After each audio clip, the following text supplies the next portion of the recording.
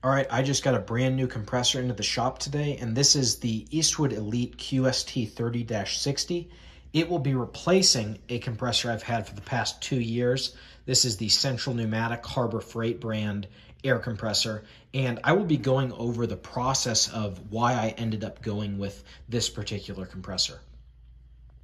For those of you who aren't familiar with my channel, I actually refurbish and restore animatronic characters that are pneumatic, so that's what I require air power for.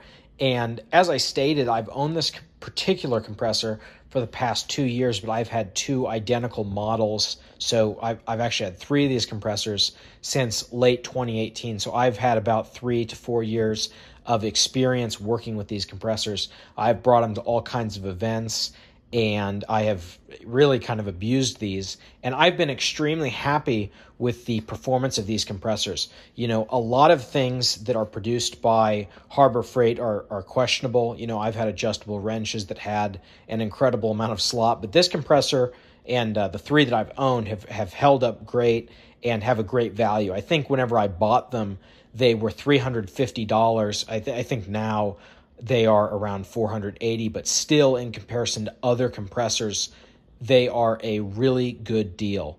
When it comes to compressors, noise is a consideration that I've always made. The first compressor that I owned was an electric oilless compressor, and anyone who's owned those knows how incredibly loud they are, and the noise they produce is incredibly shrill and high-pitched. This compressor is still loud, but the noise it produces is not as irritating to hear. And you actually can kind of have a conversation when this compressor is running, but it still is very loud. In terms of air output, this compressor produces about 5.9 CFM at 90 PSI. And I get a lot of people asking me whenever they're restoring an animatronic character, how many gallons do I need for my air compressor? Do I need 30 or 60? And how I respond is it's really not about the amount of gallons. It is the CFM that matters, because you want a compressor that has a motor that can actually keep up with the demand for air. So you need approximately 6 CFM minimum for an animatronic character that's running continuously. For normal applications like construction, I think this compressor is going to work great. I've used it for nail guns, and it's always kept up. And there's plenty of other equipment I've used, and this compressor supports it just about perfectly. So I'm also happy with it in that regard. The reason I'm going through with replacing this compressor is for really 2 reasons.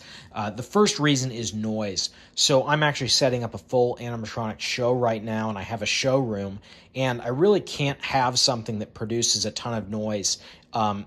If that is the case, I'm going to have to build either a soundproof room or store this compressor outside, and that could potentially cost thousands of dollars. So it's something that I would like to avoid if possible. The next problem is volume of air. There are a lot of applications where this compressor would struggle. For example, sandblasting. And I am going to be running about 7 animatronic characters, so I am definitely going to exceed the load that this compressor can handle. There are actually a lot of companies that have started producing quiet air compressors. There's California Air Tools. I think even Harbor Freight and some other stores have started carrying compressors that are supposed to be more quiet than a standard air compressor. And the Eastwood really stood out to me because it really checked all the boxes. This compressor produces 12.7 CFM at 90 PSI, and it produces only 63 decibels. That is a 20 decibel difference in comparison with this compressor. This compressor produces about 83 decibels. So that is an extremely significant difference in sound.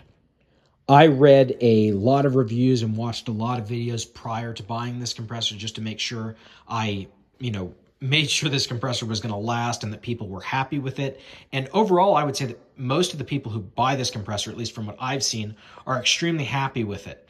Now, I did see a couple of bad reviews and actually some stuff that I'm still a little bit concerned about. Now, I would say 95% of people are happy with this compressor and at least don't appear to have issues initially, but there were a few people that have made videos where they discuss an issue that I don't believe has been solved and may not happen to all of the Eastwood compressors, but certainly some people have noticed this, where water will somehow get into the oil and you actually have to drain the water out of the oil and replace the oil that you lose about every month. I really hope I don't run into that issue. That would actually, to be honest, be a deal breaker for me, because I'm looking to buy 2 more of these compressors, but if I run into that issue, I will have to probably reconsider that. But overall, people seemed very happy, and that's one of the main reasons I went with this compressor, because it checked all the boxes and most people seemed fairly happy with this compressor. The technology that this compressor uses is fairly different than a standard compressor, and it's supposed to be less maintenance prone. That was also a consideration I made. And it's different than this compressor here, which is a reciprocating compressor that uses a belt and a motor and a piston, and that produces the air. This actually uses scrolls, and I'll pull up a video here to show you how that works. And that produces a lot less noise and is supposed to be practically maintenance-free. But I guess we will see, because there were some reviews that, people had units seize up. But, I figure with the amount of compressors that have been produced, you are going to have some that have problems. One of the last and most important things to discuss about this compressor is cost. This compressor was not cheap. It was $2,500 shipped, and that was while they were having a sale. It normally retails for around $250 more. So this compressor right here cost me $350. Now it retails for around $500. But I would actually make the argument that this compressor is more cost effective. And the reason I believe that, at least in my application, is because of the solutions required to solve the noise problem with these cheaper compressors. If I want to reduce the noise of this compressor, I have really only 2 reasonable options in my opinion. And that is to either create a soundproof room, or create a structure outside, pour a concrete pad, and maybe even put an entire structure over it. And that could easily cost thousands of dollars. Now, with this compressor, yes, you're paying a higher price up front, but you aren't going to have to create a soundproof room or build a structure outside. So I really actually believe that the purchase of this compressor was a good idea, despite it being a higher upfront cost. Now, I will continue to run this compressor over the next couple months, and I'm hoping that I will have no issues come up. But if I do, I will definitely make a follow-up video and kind of show you guys the problem I'm having and whether or not I believe this compressor is still worth it. So now I'll turn on the compressor and show you guys just how quiet it is. Now, I'm going to be totally honest. I watched several videos of people running this compressor, and it sounded quiet, but it didn't sound super quiet. But in person, this compressor is even quieter than I imagined. So I'll turn it on right now.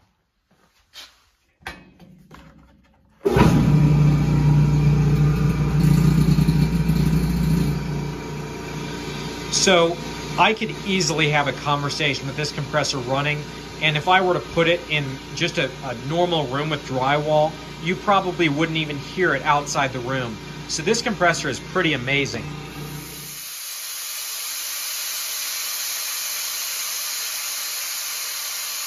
Now, what you're hearing right now is a problem I have with this compressor, and that is whenever the compressor stops, whenever it reaches the maximum amount of pressure, it actually bleeds air, and it's very loud.